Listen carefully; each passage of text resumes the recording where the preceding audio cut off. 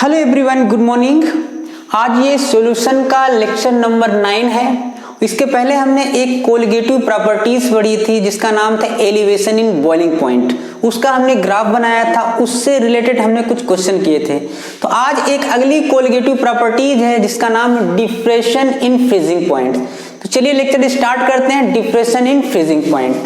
तो मैंने आपको एलिवेशन इन बॉइलिंग पॉइंट में बताया था कि जब किसी सॉल्यूशन में नॉन वोलेटाइल सोल्यूट मिलाते हैं तो उसका वेपर प्रेशर कम हो जाता है, साथ ही साथ उसका एलिवेशन ऑफ बॉइलिंग पॉइंट बढ़ जाता है। और यहाँ पे ध्यान देना है कि जो वेपर प्रेशर कम होता है तो साथ में इसका फ्रीजिंग पॉइंट भी कम हो जाता है। इस कमी को ही हम बोलते हैं डिप्रेशन इन फ्रीजिंग पॉइंट। तो कहने का मतलब क्या है कि जब इसमें हम नॉन वोलेटाइल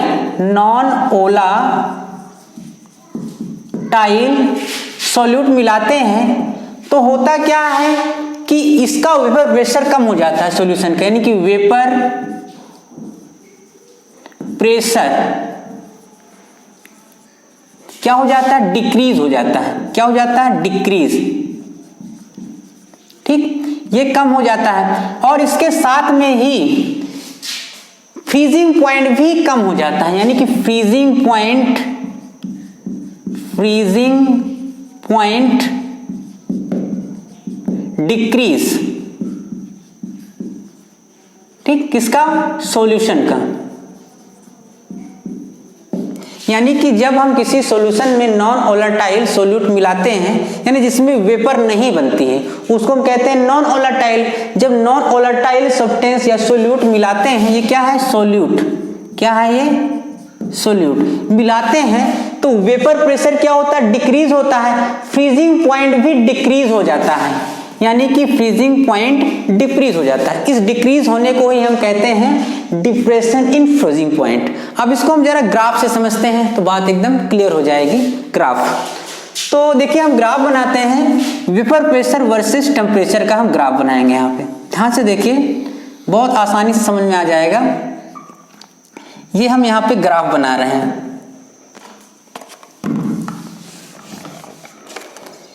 ग्राफ, ये इधर लिखेंगे वेपर प्रेशर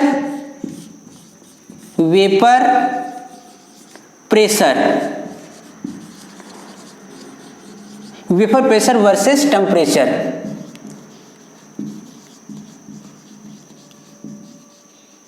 ठीक, वेपर प्रेशर वर्सेस टेम्परेचर। तो सबसे पहले हम ग्राफ बनाएंगे उस समय का, यानी कि प्योर सॉल्वेंट का। तो प्योर सॉल्वेंट का ग्राफ को जो है कुछ ऐसा बनेगा। ये यहाँ पे हम मेंशन कर देते हैं कि ये क्या है, प्योर सॉल्वेंट का ये ग्राफ है। ठीक, और ये भी किस फॉर्म में, लिक्विड। क्या है, लिक्विड। ठीक, तो इसको समझने से पहले आपको ये जानना जरूरी है कि फ्रीजिंग पॉइंट क्या है। तो देखिए फ्रीजिंग पॉइंट की मैं एक नई डेफिनेशन यहां लिख रहा हूं। फ्रीजिंग पॉइंट क्या होता है। ठीक, फ्रीजिंग पॉइंट क्या है कि एक ऐसा टेम्परेचर जिस पर लिक्विड स्टेट का वेपर प्रेशर सॉलिड स्टेट के वेपर प्रेशर के बराबर हो जाता है, उसी को हम बोलते हैं फ्रीजिंग पॉइंट। यानी हम यहां मेंशन कर सकते हैं, it is the temperature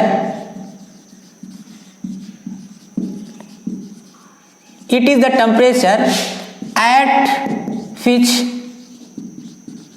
the vapor pressure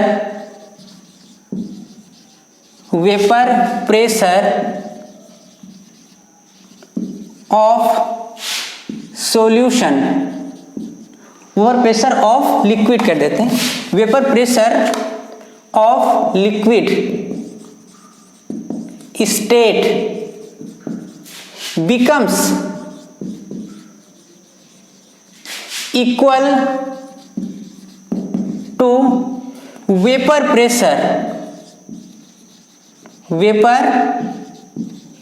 pressure of solid state. यानी इसकी डेफिनेशन क्या है, it is the temperature of it is the temperature in which vapour pressure of liquid state becomes equal to the vapour pressure of solid state. यानी solid state का vapour pressure liquid state के vapour pressure के जिस temperature पर equal हो जाता है उसी को हम बोलते हैं फ्रीजिंग पॉइंट। तो हमने यहाँ पे जो ग्राफ बनाया है ये जो है प्योर सॉल्वेंट का ग्राफ है। किसका है? प्योर सॉल्वेंट का ग्राफ कुछ ऐसे बन रहा है। ठीक, जब इसमें हमने नॉन वोलेटाइल सोल्यूट मिला दिया तो इसका वेपर प्रेशर कम हो गया, तो इसका ग्राफ जो आएगा सॉल्यूशन का इसके नीचे आ जाएगा, थोड़ा सा इसके नीचे आ जाएगा। यानी ये किसका है? सॉल्यूशन का, सॉल्यूशन का ग्राफ है। जब इसमें हमने क्या मिलाया है? नॉन वोलेटाइल, तो यहाँ पे हम लिख देते हैं non volatile, non volatile solute, इसका ग्राफ। अब आप देखेंगे इसको कहीं पर देखें, आप ऐसे मिलाएंगे तो इसका वेपर प्रेशर इसके नीचे आ रहा है जबकि सॉल्वेंट का ऊपर आ रहा है। यानी कि जब इसमें आपने नॉन वोलेटाइल सोल्यूट मिला दिया तो सॉल्यूशन का वेपर प्रेशर कम हो गया। ठीक, तो अब जो है ये जो हमने ग्राफ बनाया ये प्योर सॉल्वेंट का लिक्विड स्टेट का। तो सॉल्वेंट जो होता है वो सॉलिड स्टेट में भी है, तो सॉलिड का भी कुछ वेपर प्रेशर होता है क्योंकि उसमें सब्लिमेशन की प्रोसेस होती है। तो उसका ग्राफ भी हम यहाँ पे बनाएंगे ऐसे। तो उसका ग्राफ जो है कुछ ऐसे बनेगा ये, यानी ये जो है यहाँ पर सॉलिड सॉल्वेंट है। क्या है? सॉलिड सॉल्वेंट है। अब आप ध्यान दीजिए कि ये दोनों टेम्परेचर जहां पे मिलते हैं, ये जो टेम्परेचर जहां पे मिलते हैं यही होता है क्या? Freezing point. यानी ये जो है सॉलिड स्टेट का पॉइंट और ये प्योर सॉल्वेंट का लिक्विड स्टेट का, दोनों जहां पे मिलते हैं जिस पॉइंट पर, वही पॉइंट कहलाता है फ्रीजिंग पॉइंट। तो इसको हम दिखाएंगे क्या? T0F।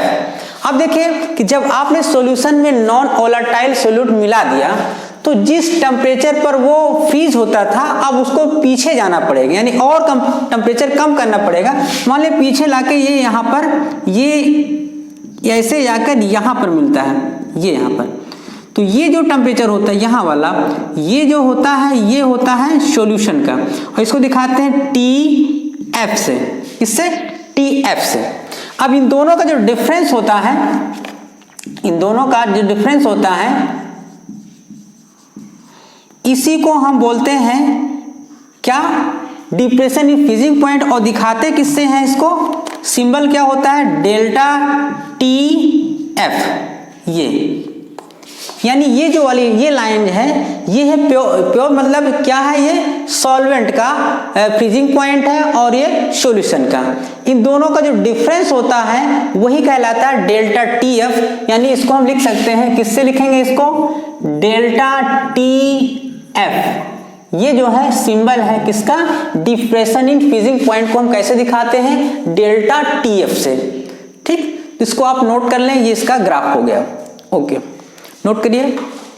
ठीक, इसको रेज कर देते हैं। हाँ, तो ये इतनी बात आपके समझ में आ गई होगी कि डिप्रेशन इन फ्रीजिंग पॉइंट क्या होता है। डिप्रेशन इन फ्रीजिंग पॉइंट क्या होता है? तो हमने जो निकाला अभी क्या आया? डेल्टा TF इक्वल टू क्या करें? किसका वेपर प्रेशर ज्यादा होता है? सॉल्वेंट का। सॉल्वेंट वाला पहले यहां लिखेंगे, यानी कि TF0 माइनस TF। अब यहां पे क्या है? यानी कि T0F क्या है? Freezing point of solvent. Freezing point of solvent. ठीक, फ्रीजिंग पॉइंट ऑफ सॉल्वेंट। और TF क्या है? यह है freezing point of solution. Freezing point of solution. मतलब इतना याद रखना है कि इधर आपको लिखना है सॉल्वेंट का फ्रीजिंग पॉइंट और इधर लिखना है सॉल्यूशन का। तो एक फार्मूला आपका ये यूज होगा किसमें? न्यूमेरिकल में। अब देखिए एक्सपेरिमेंटली देखा गया है, जब एक्सपेरिमेंट किया गया कि ये किस पर डिपेंड करता है एक्सपेरिमेंटली। ठीक, मतलब ये देखा गया कि जो डिप्रेशन इन फ्रीजिंग पॉइंट होता है ये किस पर डिपेंड करता है, तो ये देखा गया कि ये जो है मोलरिटी पर डिपेंड करता है, यानी number of moles per. Number of moles per depend होने के कारण जो है ये जो डिप्रेशन इन फ्रीजिंग पॉइंट है ये एक तरह की कोलिगेटिव प्रॉपर्टीज है, बिकॉज ऑफ ये नंबर ऑफ पार्टिकल्स पर डिपेंड कर सकती है। तो यहां पे ये देखा गया आया क्या कि डेल्टा टी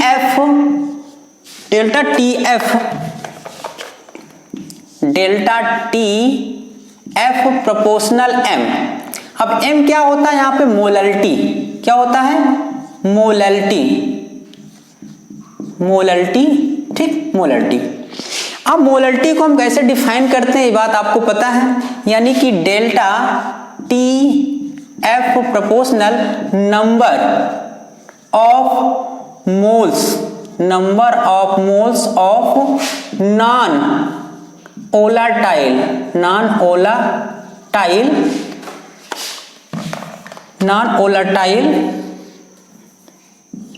सोल्यूट, ऊपर रखते हैं, अपॉन मास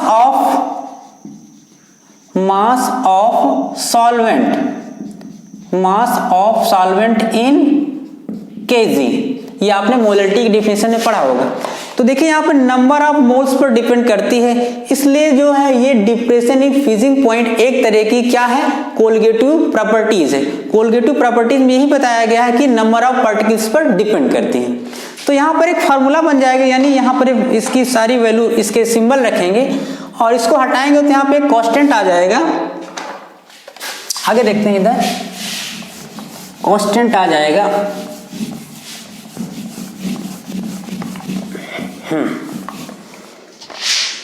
यानी कि डेल्टा टी एफ, इसमें जो प्रोपोर्शनलिटी हटाएंगे तो यहाँ पे एक कांस्टेंट आ जाता है जिसको हम दिखाते हैं के एफ इंटू एम।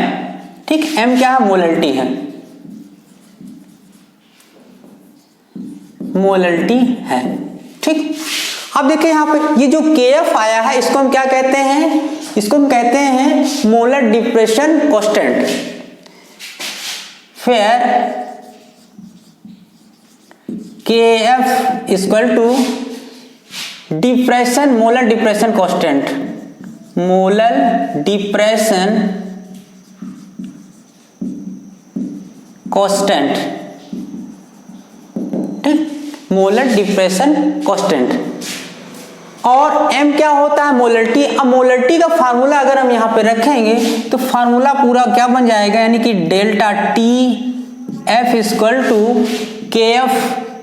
ठीक, मोलरिटी में हमने क्या माना कि number of moles of non volatile solute, और मोल्स की हम यहाँ पे वैल्यू रखेंगे। यहाँ पर मोल्स क्या होता है, यानी स्मॉल m मान लेंगे कि अमाउंट ऑफ सोल्यूट, अपॉन इसका रखेंगे मोलर मास यानी कि m, और कैपिटल W मान लेते हैं कि मास ऑफ सॉल्वेंट इन केजी। ठीक, स्मॉल w किसके लिए लिखा हमने? Mass of solute. ठीक, और ये क्या होता है? मास ऑफ सॉल्वेंट।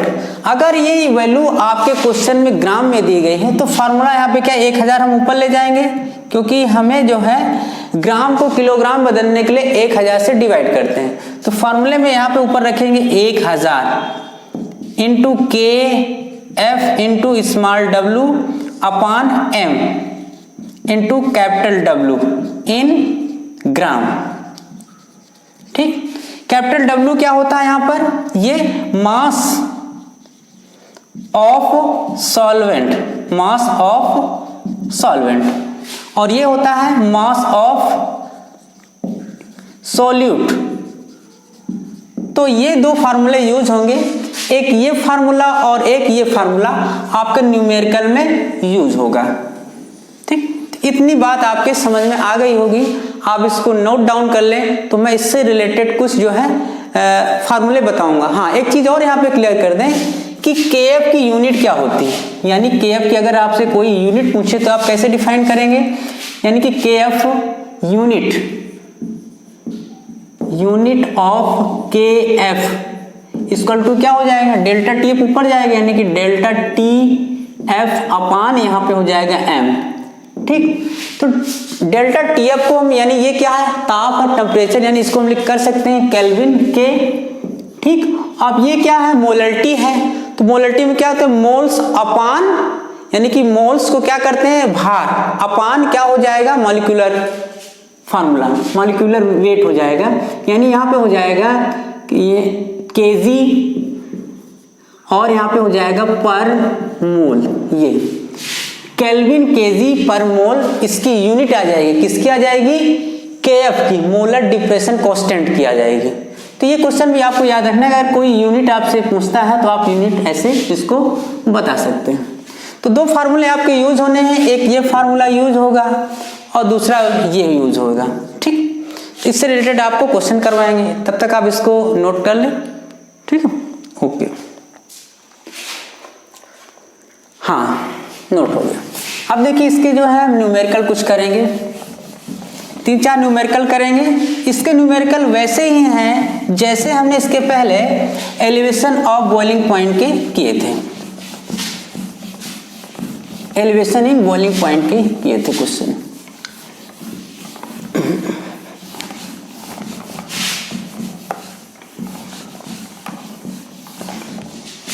देखते हैं पहला question,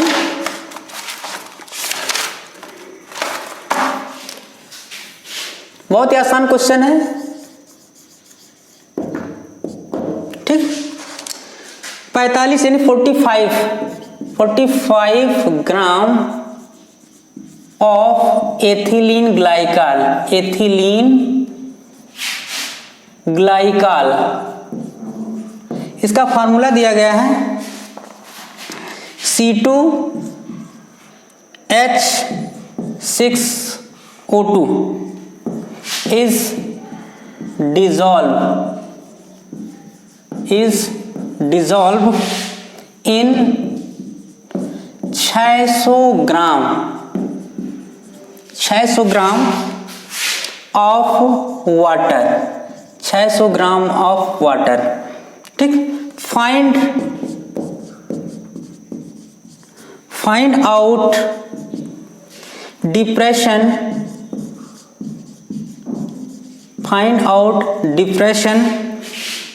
of freezing point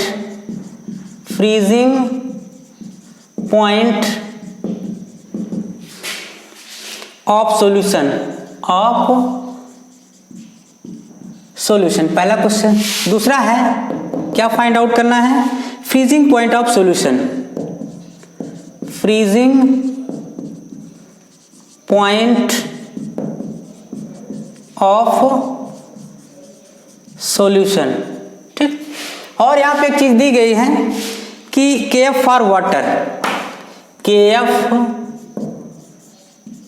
for water यहां पे दिया गया 1.86 केल्विन केजी पर मोल, ये दिया गया है। आप क्वेश्चन ठीक से पढ़ लें, क्या दिया गया है, 45 ग्राम ऑफ एथिलीन ग्लाइकॉल, इसका फार्मूला दिया गया, is dissolve in 600 gram of water. KF की वैल्यू दी गई फॉर वाटर, पहले निकालना find out depression of freezing point of solution, यानी डेल्टा TF हमें निकालना है। तो सीधा हम फार्मूले में रखेंगे। अब देखिए यहाँ पर हमें इसके मॉलिक्यूलर वेट की आवश्यकता होगी, तो इसको पहले यहाँ से निकाल लेते हैं, यानी कि मॉलिक्यूलर वेट ऑफ किसका, एथिलीन ग्लाइकॉल, C2H6O2 कितना हो जाएगा यहाँ पर, यानी कार्बन का हो जाएगा 2 × 12 + 6 + 2 × 16, कितना आ जाएगा 24 + 6 + 32, कितना 6 4 10 12, यानी 62 आ जाएगा। ये आ जाएगा molecular weight of ethylene glycol. सीधा फार्मूला क्या होता है कि डेल्टा TF। ठीक, अगर यहाँ पर जो है सॉल्वेंट के अमाउंट ग्राम में दिए गए हैं तो आप यहाँ पे 1000 रख सकते हैं, यानी कि 1000 × KF स्मॉल w फॉर किसके लिए, सोल्यूट के लिए, अपान सोल्यूट का मॉलिक्यूलर वेट m और यहाँ पर w किस में रहेगा, इन ग्राम। अगर यहाँ पहले से केजी में रहता तो हमें 1000 यहाँ पे रखने की आवश्यकता नहीं होती। तो पहले आपका क्या निकालना, find out depression of freezing point, ये निकालना है। यानी डेल्टा TF यहाँ पे आपको निकालना है, बस वैल्यू यहाँ पे रख दें 1000, ठीक। KF देखिए यहाँ पे दिया गया 1.86 स्मॉल अमाउंट, ये क्या है सोल्यूट यानी कि 45 ग्राम, यहाँ रखेंगे 45 अपान। अब देखिए मॉलिक्यूलर मास कितना आ गया यहाँ पर 62, यहाँ पर रखेंगे 62, और ये कैपिटल W क्या है मास ऑफ सॉल्वेंट, किसमें घोला गया किसमें डिसॉल्व किया गया 600 ग्राम, तो यहाँ रखेंगे 600। इसको सॉल्व कर देंगे तो आ जाएगा 0 से 0 कैंसिल हो गया। सॉल्व करिए इसको, कितना आ जाएगा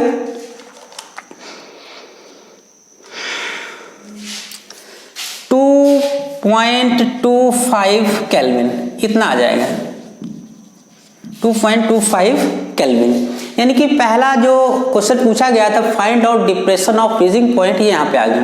दूसरा freezing point of solution, freezing point of हमें सॉल्यूशन निकालना है। तो इसके लिए मैंने बताया था एक और फार्मूला क्या होता है कि डेल्टा TF इक्वल टू किसका रखते हैं यहाँ पे फ्रीजिंग पॉइंट सॉल्वेंट, यानी कि TF नॉट माइनस TF, ठीक। ये होता है किसका सॉल्यूशन का और ये सॉल्वेंट का होता है। डेल्टा TF निकल कर आ गया तो यहाँ रखेंगे 2.25, यहाँ पे हो जाएगा डेल्टा TF। अब देखिए जो है ये किसका होता है सॉल्वेंट का, और सॉल्वेंट हमारे पास क्या होता है यहाँ पर सॉल्वेंट हमारे पास क्या है वाटर है, और वाटर का कितना होता है फ्रीजिंग पॉइंट, वाटर का कितना होता है फ्रीजिंग पॉइंट 0 डिग्री सेंटीग्रेड, कितना होता है 0, यहाँ पे मेंशन कर दें H2O का जो फ्रीजिंग पॉइंट कितना होता है 0 डिग्री सेंटीग्रेड। इसी को आप केल्विन में बदलेंगे तो हो जाएगा 0 + 273.15 यानी कि 273.15 केल्विन, ठीक। तो यहाँ पे रख देंगे 273.15 केल्विन माइनस TF, हमें डेल्टा TF निकालना है यानी फ्रीजिंग पॉइंट ऑफ सॉल्यूशन। तो यहाँ पे आ जाएगा freezing point of solution, freezing point of solution यानी कि TF इक्वल टू हो जाएगा 273.15 माइनस 2.25, इसको माइनस करके यहाँ पे रख दें 273.15 कितना माइनस करेंगे 2.25, देखिए कितना आ जाएगा ये 2.25 270.9 केल्विन, यानी आंसर आ गया 270.9 केल्विन, ठीक। तो आपने देखा कि इसको हमने कैसे सॉल्व किया, पहले हमने निकाल लिया depression of freezing point of solution, उसके बाद हमने निकाले फ्रीजिंग पॉइंट ऑफ सॉल्यूशन ये फार्मूले से। इसको आप नोट कर लें, हम अगला क्वेश्चन करते हैं, ठीक, नोट पॉइंट, ठीक, ओके। नेक्स्ट क्वेश्चन देखते हैं। अगला क्वेश्चन है बहुत ही ईजीस्ट है,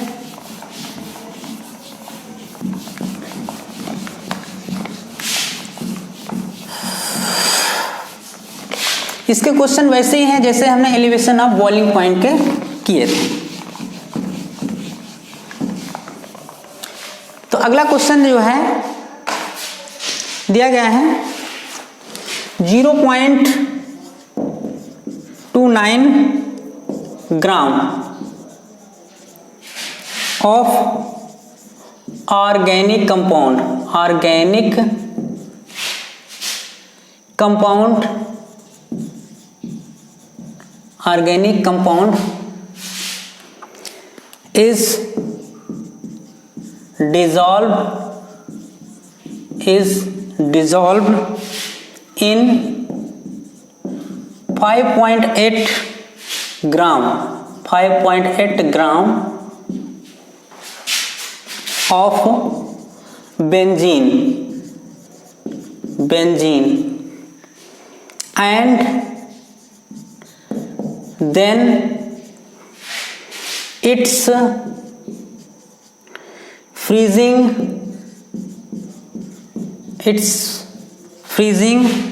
point reduced 1.5 degree centigrade.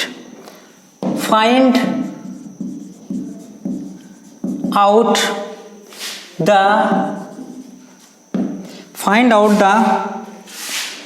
Molecular mass of organic compound. Benzene के लिए दिया गया 5 KF फॉर बेंजीन का सूत्र यहां रखते हैं C6। कितना दिया गया 5 डिग्री सेंटीग्रेड पर मोलर, ये दिया गया। तो आप क्वेश्चन एक बार पढ़ लें, खुद से ट्राई करें। 0.29 gram of organic compound is dissolved in 5.8 gram of benzene and then its freezing point reduced 1.5 degree centigrade. Find out the molecular mass of organic compound, यानी यहाँ पर हमें स्मॉल m निकालना है, molecular mass of organic compound। तो फार्मूले में रखते हैं डेल्टा TF इक्वल टू 1000 अगर ग्राम में दिया गया है, KF small w for solute, m mass of solute, capital W इन ग्राम। सीधा यहां से आपको m निकालना है, तो m इक्वल टू हो जाएगा 1000 KF स्मॉल w अपान डेल्टा TF नीचे ले आएंगे, ठीक, डेल्टा TF नीचे ले आएंगे, W इन ग्राम, ठीक। अब यहाँ पे सारी वैल्यू यहाँ पे रख देंगे, यानी कि 1000 KF दिया गया कितना 5 स्मॉल w, अमाउंट कितना 0.29। अब देखिए यहाँ पे एक पॉइंट ध्यान दीजिए कि जब is dissolved in 5.8 gram of benzene and then its freezing point reduced, यानी यहाँ पे क्या डिप्रेशन इन फ्रीजिंग पॉइंट हुआ है 1.5। तो यानी डेल्टा TF यहाँ पे दिया गया है, यानी क्या दिया गया है 1.5, ठीक। और कैपिटल W क्या है यहाँ पर, मास ऑफ सॉल्वेंट। तो यहाँ पर बेंजीन क्या है, बेंजीन एक ऑर्गेनिक वो है, कंपाउंड है जो कि एक सॉल्वेंट है। यहाँ पे सॉल्वेंट का मास दिया गया 5.8, यहाँ रखेंगे 5.8, ये ग्राम में दिया गया है। अगर ये ग्राम में ना होकर केजी में होता तो हम 1000 यहाँ पे नहीं रखते। अब इसको सॉल्व कर लेंगे तो ये आंसर आ जाएगा molecular mass of solute. Solve करिए, कितना आ जाएगा यहाँ पे, तो हम लोग कैंसिल कर देते हैं। यहाँ पर कितना आएगा, 1 सॉल्व करने में आएगा 166.66, इतना आ जाएगा ये आंसर, ठीक। तो इसी तरह आगे भी क्वेश्चन दिए गए हैं और आज के लिए बस इतना ही। अगले लेक्चर में मैं आपको बताऊंगा ऑस्मोटिक प्रेशर ऑफ सॉल्यूशन, यानी कि next colligative properties. Okay, all the very best.